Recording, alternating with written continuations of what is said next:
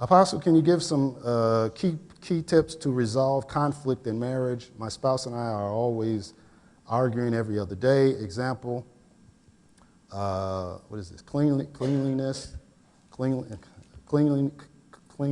of the home, food being cooked, etc. Please help.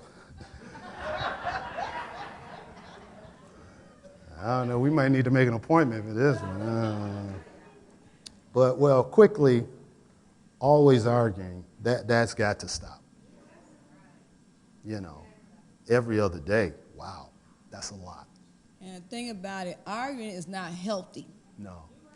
It's not healthy.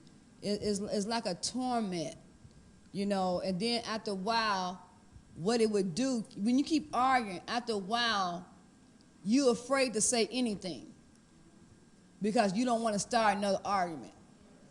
And then when you get afraid to say anything based on that, then it tears down your confidence. Yeah. There's no communication. You shut down. You're shutting down. And now when you shut down, now you're building a wall. Yeah. Now you're not letting nothing coming in, nothing going out. Yeah. See, it ain't just about the argument. It's so many different layers that you go to. Yeah. And then that thing you know, you become invisible. Yeah. See, so you got to stop the argument. But I guess the key is what do we argue? If we're arguing over the home not being clean and food being cooked, I'm just going to assume because there's not much detail, but I'm going to assume, and I'm not being chauvinistic, so I'm just going to assume the wife is not cleaning and cooking. Now, there's two things with that, and I've said this for years. If you have a wife who is working, and I've said this for many years for men and husbands, and you need her to work. The key word is need. Need her to work because those incomes are based, you need these incomes to whatever. Then you're going to have to come up with some and split that house stuff. Because that's totally unfair. You both walk out the house at 8 o'clock in the morning and get back at 4 or 5. And then as a husband, you yell at her, or maybe she get home an hour. That's because the house ain't clean and the food is not cooked. Because you both working, same like that, and you need her to. No, that's totally unfair. Now, if she's not working and she's at home, what's the problem? You're supposed to do this. I'd be mad too. I'll be mad, Pastor. I'm being frank about it. I really if that's the case. I really do now. I'm a woman myself. I have a problem with lazy women. I have a problem with women let the house stay stinky because she refused to throw out the garbage. Because she waiting on the man to throw out the garbage. I'm like, are you for real? Everything in the house stink. And you going to sit up there, wait till he come home to throw out the garbage. That's so lazy. But somebody said, it's too heavy. How I get that heavy? Before it get 20 pounds, throw it out at 5. I can't stand. And then the thing about this is that, now this is where wisdom come in at. This is where the wisdom come in at. When you know he get off at 4, and I don't care if you didn't do nothing the whole day, by 3 o'clock, you should be hustling. Because you do not want to hear his mouth at 4 o'clock when he walked through the door. Because that's the wisdom of a wise woman. A wise woman builds her house. That's right. Now, if you know he tripped off of this, why are you going to sit up there and keep on tempting him to go somewhere else? You tempting him to go to a clean house. Tempting him to go find a woman that know how to handle her business. Tempting him. Now, see, y'all laughing. There's a lot of truth to that. If he loved me, he'll stay at home. If I was a man, I'd leave your tail. I'm not going to deal with nobody that been home all day. You should learn to do a schedule. 9 o'clock, you should be doing this. 12 o'clock, you should be doing this. By 12, by 1 o'clock, 2 o'clock, getting the kids out of school. By the time he get home, the kids are home. The house is clean. What happens to you are lazy.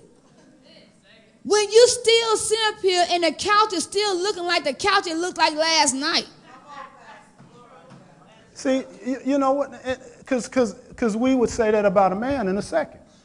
If a man laid up and not working and not doing nothing, you lazy man. We'll say it in a second. So now we'll say that to us. Then why can't I say lazy woman and get an attitude? You at home all day and the house still. Something wrong with that. There's Now, something really wrong with that. I'm a woman. I have a problem with that. I have a problem with laziness. I don't want to hear about you had a headache. I don't want to hear about your administration. I don't want to hear about nothing. I'm serious because you know it was coming. You know how to conduct yourself because you know it's coming. This is wisdom talking. This ain't. Sure. This is not just. Now I'm a woman myself. Now you know I love you, but I'm a woman myself. There's no excuse for None. you, especially when you stayed at home the whole day. Now that's just wisdom talking. Wisdom tell you, listen here, don't tempt him to go somewhere else. Because if his thing is, I need a clean house. Believe me, next door got a clean house.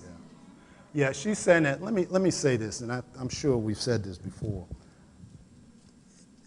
Every man, he's got to feel his house is a place of rest. Every man. I'm speaking for women. I know women have their needs and things too.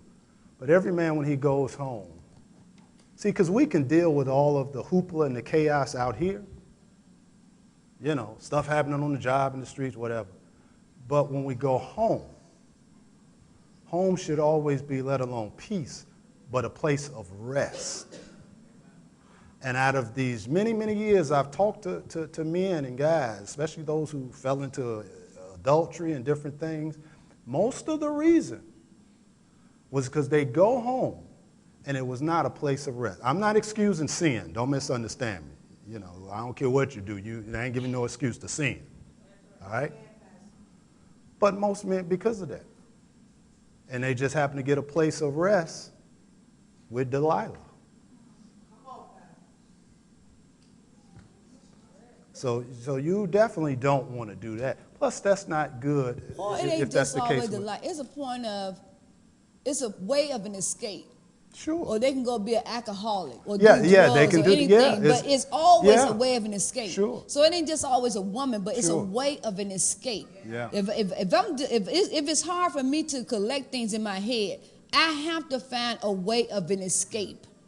Yeah. And whatever that fantasy me, whatever make me happy, I will gravitate to that way of an escape to escape my mind. And your mind have to be right. Yeah. Your mind. What they said in the Negro thing. The mind is a terrible thing to waste. We don't want your mind to be wasted. Yeah. We want you to be sharp. But come together on that, and that'll stop the argument. Now, if it just persists, that's where once again you get counseling from. You know, thank God we do this once a month. Thank God we're open to do that. But if with this situation. You don't want to wait until it gets too late, you know, because like I said, if you're saying arguing every other day, I mean, obviously you got both people who are miserable, where it's almost become like a lifestyle. We arguing every other day, you know. I mean, sure, we can have disagreements on some things, but then we discuss them. But arguing, nobody's hearing each other. There is no communication. So we have to stop that. So we got to resolve some things. Because if you don't resolve it, I mean, there's no good that's going to come out of it.